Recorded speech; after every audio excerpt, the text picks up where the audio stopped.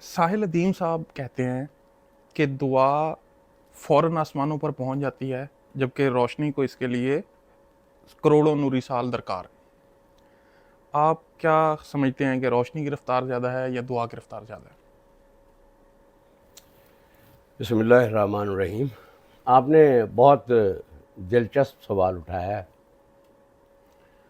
और ये सवाल बड़ा सिग्निफिकेंट भी है कि अगर हम इसकी तफसील में जाएं तो इस वक्त हमारी जो मज़हबी फ़िक्र है या हमारे मज़हब की जो सूरत हाल है उसको समझने में हमें मदद मिलती है। एक चीज़ होती है जिसको सतह वजूद कहते हैं, ठीक है ना, यानी कि वजूद की मुख्तलिफ़ मरातब होते हैं। और जैसे ये इवन जो अफलातून की मेटाफिज़िक्स है, उस मेटाफिज़िक्स में भी उसने इस दुनिया में और आलम अमसाल में एक फ़र्क किया है। तो इसी तरह जो मज़हब है ना, मज़हब की जो सतह वजूद है वो मादी नहीं है। इस तरह के सवालात से ये अंदाज़ा होता है कि जदीदियत का जो गलबा है, जदीदियत की फ़िक्र, उसका कल्चर, उसके अफ़कार और ख़ास तौर पर टेक्नोलॉजी जो है उसने इंसानी ज़िंदगी पर जो असरात मुरतब किए हैं, उससे मज़हब भी मुकम्मल तौर पर मादी हो गया है। मिसाल के तौर पर अल्लाह ताला ये फ़रमाता है कि मैं इंसान की शाह रग से ज़्यादा करीब हूँ। अल्लाह ताला ने यह भी फ़रमाया है कि जो कुछ उसके दिल में गुज़रता है, जो वसवसे, जो ख़यालात, मैं उनसे भी बाख़बर हूँ।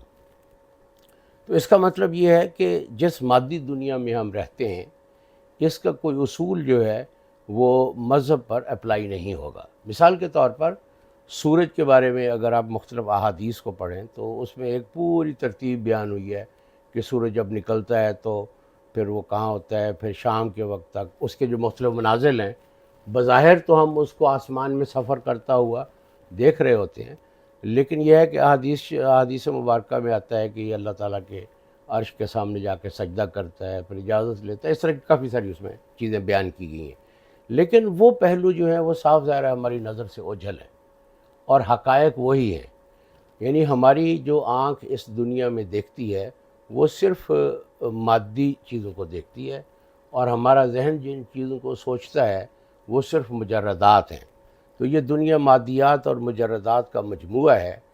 और अब जब हम दुआ को और दुआ की रफ़्तार को और रोशनी की रफ़्तार को इनका आपस में मवाज़ना करते हैं तो ये एक पूरे दीन को तशबीही या पॉजिटिविस्टिक या उसकी पूरी फ़िक्र को या उसको अकायद को मादी बना देने के मुतरादिफ़ है।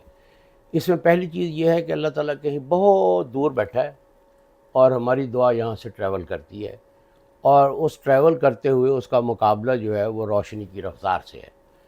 और हमारे ख़्याल में रोशनी जो है वो एक साल में जितना सफ़र तय करती है, हमारी जो दुआ है वो उससे कहीं ज़्यादा सफ़र तय करके अल्लाह ताला की बारगाह में पहुंच जाती है। ये बिल्कुल स्टूपिड और नॉनसेंसिकल बातें हैं, क्योंकि इंसान के दरमियान में और उसके खुदा के दरमियान में ना कोई चीज़ हायल है, ना कोई फ़ासला है। और जो हमारे दिल में वसवसे गुज़रते हैं अल्लाह ताला उनसे भी बाखबर है। वो हमें हंसाता भी है, हमें रुलाता भी है।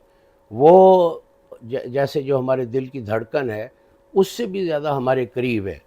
उसकी हमारी एग्जिस्टेंस में या वजूद में एक प्रेजेंस है।